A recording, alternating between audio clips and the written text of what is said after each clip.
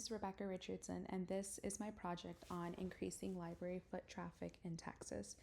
This project is a bit near and dear to my heart because I visit libraries on a regular basis, and I've noticed over the past 20 years or so how we don't have as many people in libraries as there were when I was younger. So I wanted to start out by talking about the history of libraries. The very first library was founded by Benjamin Franklin in the US, and he required a subscription to access and borrow books, meaning individuals had to pay to access knowledge. And as of now, we have over 9,000 public libraries available all across the US, not needing any type of paid subscription to access. It is absolutely free, not just in your own local city, but to any other city you go to. So long as it's a public library, it is all free access. Knowledge has become free access, and that is such a great thing. And so in Texas alone, we have over 600 public libraries. But depending on where you live, some of the smaller cities may only have one or two, while larger cities like Dallas have over 20. So I just wanted to figure out a way to help libraries in the modern age increase foot traffic so that more individuals are taking advantage of really a hidden gem of a resource that could help them thrive and be better. So I'd like to start out with the article that I drew my inspiration from. And so this article is by VCount. They are a software company that actually does count the foot traffic in many businesses and libraries as well. And so they were the ones who actually put out this article about how individuals are borrowing less and less books as the years go on. But libraries still remain popular due to the fact that there are access to Wi-Fi and computers and some classes and programs that are available for kids all the way to very old adults. And so they were talking about how we can make libraries better by catering to the individuals of that particular area. So right here, knowing the staff members to have and the resources one needs to be able to run a library in today's time versus 20 years ago. Education is important, and staying up to date on education is very, very important. Having the appropriate amount of space and visitors. Smaller libraries don't really encourage having visitors versus nice open areas with plenty of lighting can make individuals want to come to a library more. And that encourages visitors to consider coming on a regular basis as well. But this would depend on the city and the space available. And you can see an image here of a library that is pretty aesthetic, pretty clean, with plenty of space, plenty of resources available for individuals. And then there's funding. Public libraries are funded by the government. They also do rely on local donations as well. In case you weren't aware, you are able to actually donate any old books, textbooks as well to your local library, to any individuals that are in need, because they do rely on it. Funding even now is not that great, and it just helps the library stay more current when individuals come together. But essentially, the article ends with saying that the foot traffic has decreased, with online traffic being more readily available. And so let me go back to my article here. And so, yes, this is where I did my little summary of libraries and how they've had to evolve to compete with the digital age and stay current.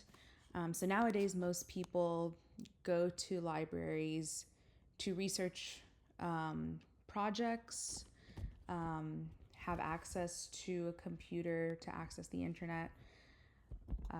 And I just personally see libraries as like a haven for information and stories. There are such a wide variety of topics one can touch just by going into a library, and you can just have it in your hands. And so I was talking about how, knowing growing up that a lot of my friends were forced to go to a library to do research on any projects that were assigned to them, doesn't make the library seem like a fun place to be. You get a lot of seriousness from people who are just trying to focus on finishing a project, and that doesn't very much encourage people to want to visit in the future.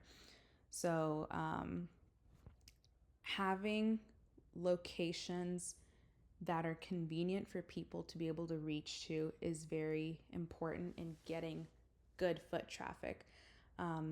If the library is located off of Main Street in the heart of Dallas, then you will have a lot of people attending that library versus a library being found in the middle of nowhere where there might be plenty of parking, but if someone has to drive more than 10 minutes for a library, they may not feel encouraged to go. Takes too much time, takes too much resources like gas. These are all factors that people now have to consider in wanting to access said free resource to them. And so it's important to have some type of openness of availability, even for those locations that are not as easy to reach. So now most days individuals do check out online books or use research papers that are all available online, which is great, but it puts to disuse the physical location of that library. And so I want to go back here and let me see. So these are the library statistics from local libraries all around the state of Texas. So I got most of my information from here.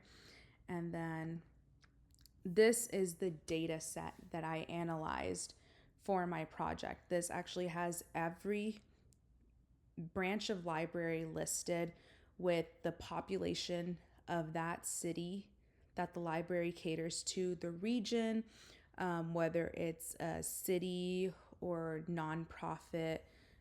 Bookmobile gives the address and zip code and everything, gives you more information on how to contact the head of those librarians. And then if they have any bookmobiles, which for the most part, there actually aren't a lot of bookmobiles in Texas, which is quite sad. Other than some of the main cities having a bookmobile or some certain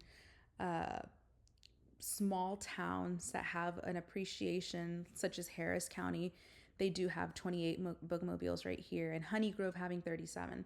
You can see for the most part it is actually zero, and that is quite sad. And so just goes to show that while there are areas that have accessible libraries, it's just not available statewide. And so I actually did take information from that chart, and I did create some graphs. And so these graphs actually do show the average visitors of individuals who attend libraries in Central Texas versus like the entire state. And so you notice that in Central Texas, there are not as many visitors compared to statewide. Volunteer hours, however, though, there are plenty of people who volunteer at their local library versus statewide, which I believe may be due to the fact that a lot of schools do require students finish volunteer hours. It looks good for job applications and things like that. And there are a lot of schools and universities in Central Texas. So I believe that is the contributing factor as to why the volunteer hours is so high versus statewide, which it may not be as needed in those school districts. And then program attendance. So these are programs that the library offers for free for any individual who is wanting to come. And so I did want to take a moment to actually look up and show my local library, which is in Mesquite, Texas. They actually do have a library calendar. And right here, you can see the current events that are coming up for their library and which branch specifically.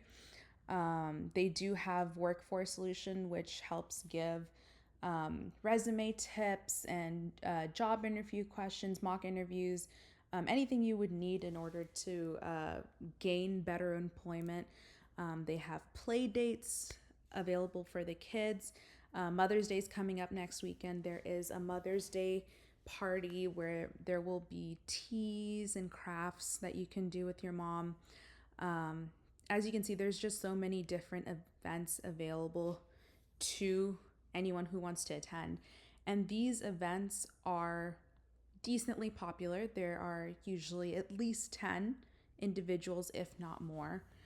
And for the more popular holidays, you will see more people available. So, again, this is just an example of the programs available. If you look up any other city, you can see other programs that may be available. But as you see in the chart here, Central Texas does not have as many programs as they do compared to statewide. And that would just be due to the fact that depending on the area you live in, the programs might be limited. And if attendance is not great enough, they will not be able to offer a variety of programs. So, and I mentioned here that individuals in Texas who are visiting libraries are more likely to visit due to volunteer hours needing to be completed for awards and just graduation requirements. So again, that's not ideal. That's not an ideal reason for someone to be visiting the library, but that does help with contributing to foot traffic. So it would be nice to be able to conduct public surveys in all local libraries with current patrons to know what would help them want to come more often than they do and what might encourage their neighbors, their friends, and family to want to come and visit the library as well. Me, myself, personally, I know that I am the only one in my family who enjoys going to a library. My parents and my sister definitely don't go to a library on a regular basis. But I know if there were more programs that were catered to them, they would be more than likely to come with me and want to try and see what their library has to offer. So, yeah. As I mentioned here, the average Texan actually visits a library a lot less than individuals in any other state. And Texas is a very big state, so the fact that we have over 600 libraries, public libraries available, and that we don't have a lot of people visiting them, it says a lot. That is just completely sad. These are free use buildings that have Wi-Fi, air conditioning, books. It's just a resource that is there. It is quiet, but it is there, and people are just not taking advantage and making libraries something that they would want to visit and that they would want to use.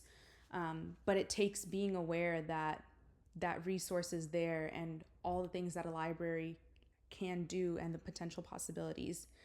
So I believe any future work that needs to occur would be having surveys made catered specifically towards the cities.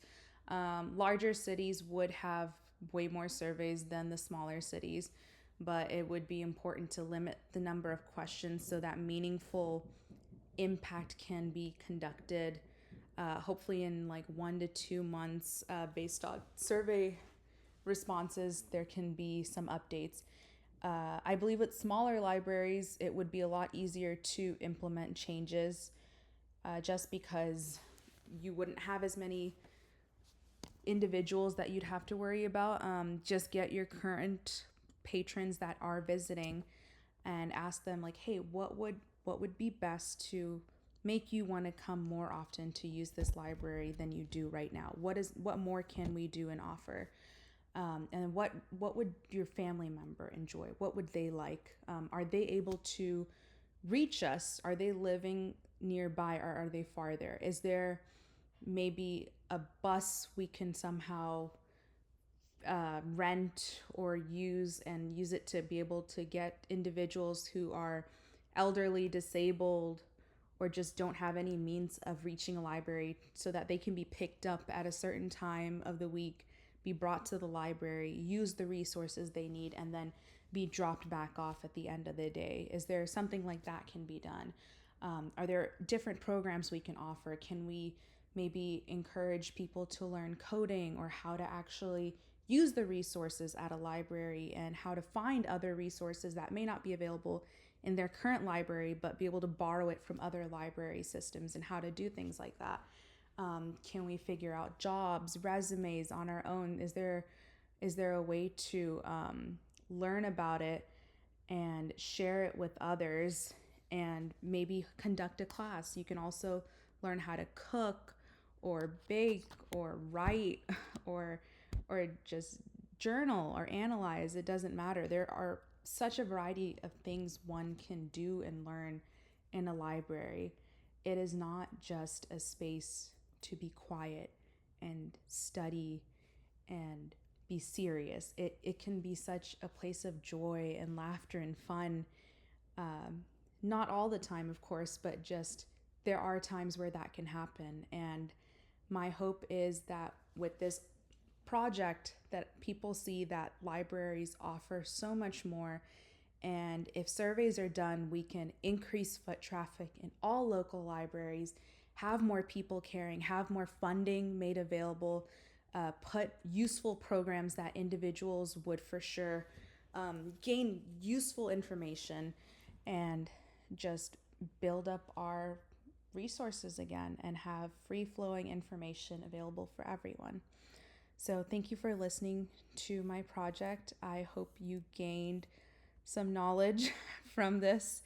And I'm sorry if I rambled a bit, but I hope that this helps someone to feel that libraries are just much more than a boring old building that is just there for your project and there with free Wi-Fi access. It is a building that can really change you and make you a better person personally and professionally if you know how to use it, who to ask, and taking a stand for yourself and talking to your local librarian, seeing what can be done to help yourself and others become better. So, thank you again for listening, and I hope you have a great day. Thank you.